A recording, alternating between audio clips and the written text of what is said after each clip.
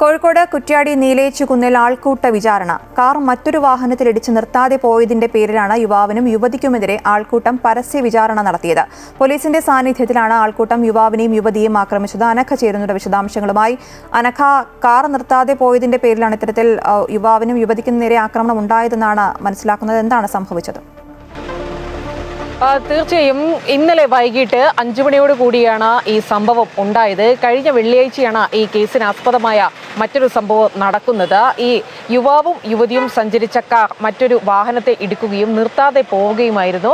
ഇതിനെ ചൊല്ലി പിന്നീട് കേസ് അന്വേഷണം അടക്കം നടക്കുകയും ചെയ്തു. ഇതിന്റെ ഭാഗമായാണ് ഇന്നലെ ഒരു സംഘം ആളുകൾ ഈ കാർ അടക്കം തടഞ്ഞു നിർത്തി ഈ യുവാവിനെയും യുവതിയെയും മർദ്ദിക്കുന്ന അല്ലെങ്കിൽ ആൾക്കൂട്ട വിചാരണ നടത്തുന്ന ഒരു സാഹചര്യത്തിലേക്ക് എത്തിയത്.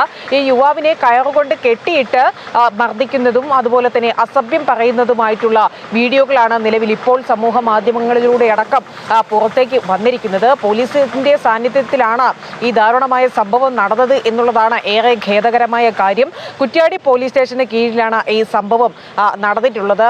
ഏതായാലും മറ്റൊരു പ്രധാനപ്പെട്ട കാര്യം, ഈ ആൾക്കൂട്ടം വിചാരണ ചെയ്ത വ്യക്തി അജ്മൽ എന്ന് പറയുന്ന വ്യക്തിയെ 6 മാസം, അതായത് കാപ്പ കേസിൽ അകപ്പെട്ട ഒരു വ്യക്തിയാണ്. 6 മാസത്തേക്ക് ഇദ്ദേഹത്തിന് ഈ പ്രദേശത്തേക്ക് വരുന്നതിന് വിലക്ക് ഏർപ്പെട്ട ഒരാൾ കൂടിയാണ്. പക്ഷേ അദ്ദേഹത്തെയാണ് ഇത്തരത്തിലുള്ള ആൾക്കൂട്ട വിചാരണയ്ക്ക് വിധേയമാക്കിയത്. ഏതായാലും ഈ യുവതിക്ക് എതിരെയും ആൾക്കൂട്ടം അസഭ്യം പറയുന്ന ഒരു സാഹചര്യവും ഉണ്ടായിട്ടുണ്ട്. ഏതായാലും ഈ യുവാവിനെ, അതായത് അജ്മലിനെ പോലീസ്, അതായത് കുറ്റ്യാടി പോലീസ് സ്റ്റേഷന് കീഴിലാണ് ഈ സംഭവം നടന്നത്. ഏതായാലും പോലീസ് എത്തി ഇവരെ രക്ഷിച്ചുകൊണ്ട് പോകുന്ന ഒരു സാഹചര്യം പിന്നീട് ആ വീഡിയോയിൽ നമുക്ക് നോക്കിയാൽ കാണുവാൻ വേണ്ടി സാധിക്കും. ഏതായാലും അജ്മലിനെ പിന്നീട് വളയം പോലീസ് സ്റ്റേഷന് കീഴിലാണ് ഈ കാപ്പ കേസ് നിലനിൽക്കുന്നത്. അതുകൊണ്ട് തന്നെ അജ്മലിനെ വളയം പോലീസ് സ്റ്റേഷനിലേക്ക് കൈമാറി യുവതിയെ ബന്ധുക്കളെത്തി വീട്ടിലേക്ക് കൂട്ടിക്കൊണ്ടുപോയി. ഏതായാലും പോലീസിന്റെ സാന്നിധ്യത്തിലാണ് ഇത്തരത്തിലുള്ള ഒരു ആൾക്കൂട്ട വിചാരണ കുറ്റ്യാടിയിൽ നടന്നത് എന്നുള്ളത് തന്നെയാണ് ഏറെ ഖേദകരമായ കാര്യം.